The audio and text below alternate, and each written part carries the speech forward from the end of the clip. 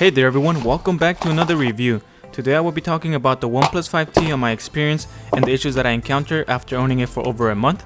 Inside the box you will get the same things that you get on the OnePlus 5, the dash charger and the paperwork, but they added a transparent TPU case which I think is awesome and something they should do more often. The case has a lip around the display area that will protect the display when setting it on a table and keep your phone looking like new. The first thing that may catch your attention is that beautiful 6-inch 18:9 AMOLED display. Yeah, it's not a Quad HD display and this may be a drawback for many of you, but I find the display to be great. I have used phones with Quad HD displays like the LG G4, Moto X Pure, Nexus 6P, and LG V20, and I can tell the difference between a Quad HD and a 1080p, but I find that the 1080p with the AMOLED screen to be adequate for media consumption. It would have been awesome if they did up the display, but it makes it up with the battery life. The viewing angles are great and it gets sufficiently bright to use outdoors. While watching YouTube videos, you will get some black bars, but you can pinch to zoom in to fill up the screen, but you will lose some information that are on the edges of the video. Some Netflix original shows are shot in the 2:1 aspect ratio like Stranger Things for instance, and much more, so there's an app taking full advantage of that taller display.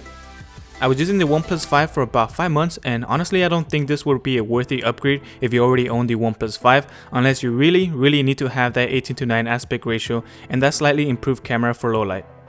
It still has the alert slider giving you the ability to silence your phone without needing to pull it out of your pocket. There is a small change from the OnePlus 5. On the 5T you have some visual feedback when you switch it to ringer, silent or vibrate when the screen is turned off, and I think it's a nice visual addition. Now going over to the build quality, the build is good, but it's still not waterproof, but can handle some splashes. Not everyone will agree with me when I say that the design of the OnePlus 5T looks great because some don't like the 18:9 display and prefer the traditional 16:9 display, and others don't like the position of the fingerprint reader on the back of the phone. These are two things that I really enjoy. Having the fingerprint on the back feels natural to me and it's easy to reach for me. The large display is just awesome to look at, while at the same time it is easier to hold than other 6-inch phones with a 16:9 display. You can swipe down on the fingerprint reader to access your notification shade and swipe up to make it disappear. This works whether you have the phone oriented in landscape mode or portrait mode. All the ports on the 5T are located in the same position as on the OnePlus 5. The power button and the volume rocker are slightly off due to the 5T being a bit taller. The OnePlus 5T still has the Snapdragon 835 under the hood, and the one I have comes with 6GB of RAM. You can get the one with 8GB of RAM, but you will still get the black color. I was really hoping that they would have a soft gold variant at launch because I really liked that soft gold with the white front and wanted to try it out, but that was sadly not the case. The performance is very fast and fluid with everything you throw at it. It is amazing.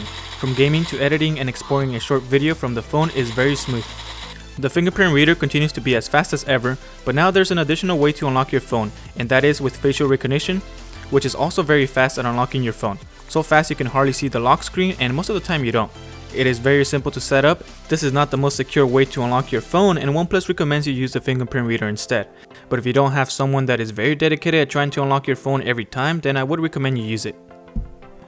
The facial recognition works great during the daytime and in well-lit environments. It also works during the night with low light but not as often. Another feature found on the 5T is something they call parallel apps. This allows you to have a copy of an app that is supported and you can log in with 2 separate accounts and run them side by side.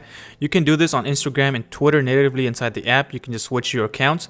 So where this comes handy is on Snapchat. Now you can have your personal Snapchat and say for example your YouTube Snapchat at the same time, and this will be helpful for YouTube creators for example.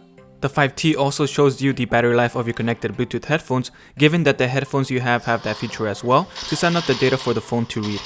These features are coming to the OnePlus 5 in the Oxygen 5.0 update, which include the Oreo update. Since I had the phone for over a month, I have gotten a few updates that improve the camera. It's currently on Oxygen 4.7.4 and running Android 7.1.1.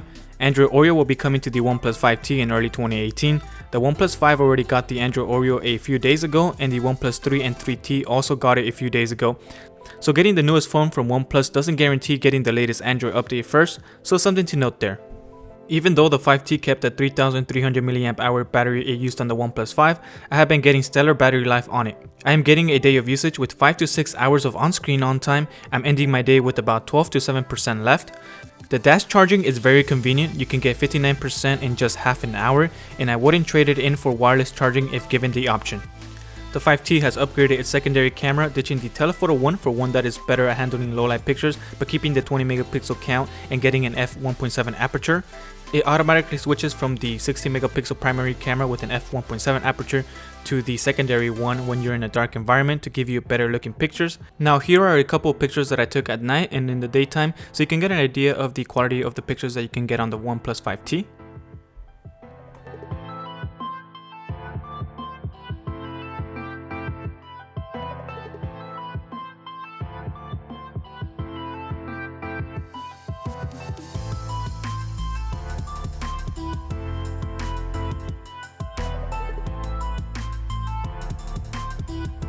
The camera app got a redesign. You can swipe up from the bottom to access more things, and this just makes it easier when you're just using it with one hand. The bokeh effect you got on portrait mode is software based now instead of using the secondary camera for sensing depth between both cameras like on the OnePlus 5. So now you don't have that 1.6 times zoom that you would get on the OnePlus 5.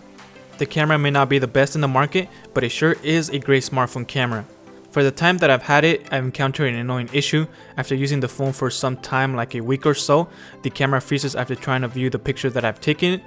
I have to hold down on the power button to make it reboot. Once it reboots, the camera app works flawlessly, but then again after about a week it freezes up randomly and the process repeats itself. What I have been doing is I reboot the phone before I go out, and I know I will be using the camera so that it doesn't freeze up on me. I'm not sure if I'm just the only one with this issue or not. If it's a general issue, hopefully it gets a fix with a software update soon. Now another minor issue or major issue depending on how you see it. On Snapchat the camera is zoomed in and looks kinda blurry. This also happens on Instagram and Facebook when posting to your story. The camera seems to be set to use up the 18:9 aspect ratio for taking pictures, so I'm just waiting for a software fix here, and I'll let you know when I get the updates in the comment section. Alright, so that just about wraps up everything I had to say. So thank you guys for watching, and I know I lied, my previous video didn't turn out to be my last video. I didn't think I would get this video done before the year ended, but here we are. So this one is definitely my last video for the year, and I just want to take up a few seconds to thank you guys so much for supporting my channel.